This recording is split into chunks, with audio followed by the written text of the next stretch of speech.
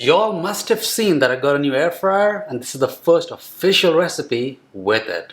These fries were actually done cooking in just around 15 minutes. That's all. No freezing, no boiling, 5 minutes in the microwave, 10 minutes in the air fryer, and these are just perfect.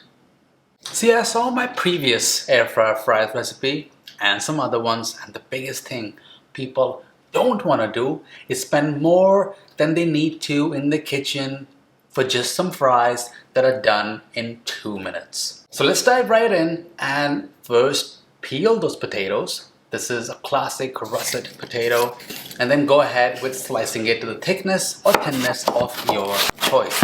It will affect the cook time, so check that out down below. So I'm slicing them rather thin, not quite shoestring, not quite steak frit, but this is what I'm feeding right now. You want to make sure you rinse them now really well.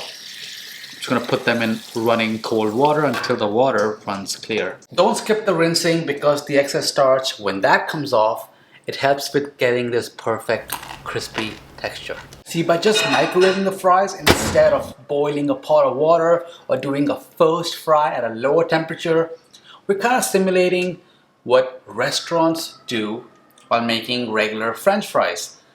A first cook and then a second cook at a higher temperature to get that perfect finish. And here they are after 5 minutes. Then just pat it dry as much as you can, coat it with lots of olive oil, and as I'm doing that, the air fryer is preheating at 450 degrees Fahrenheit. That I never used to do when I had my previous air fryer, and that really is a game changer.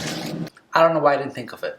Pop the fries right in there. We'll set a timer for 10 minutes and cook them at 450 Fahrenheit. Right around the halfway point, this is what you're gonna see. Make sure you give it a toss here and there, but don't pull the drawer too often or that heat is gonna go off. You can end up staying in the kitchen for longer, which you don't want. And 10 minutes here is perfect for me. You can keep this warm while you finish your burgers, your wraps, your whatever you're having with these fries. And I am really curious how many of you are gonna turn the page and make fries at home in your air fryers, and why it still is faster to use the frozen pre-made bag of fries and fry them instead. There's something special to be said about making them yourself while not spending too much time in the kitchen and getting nice, crispy, tasty fries. I'll see you all on the next one.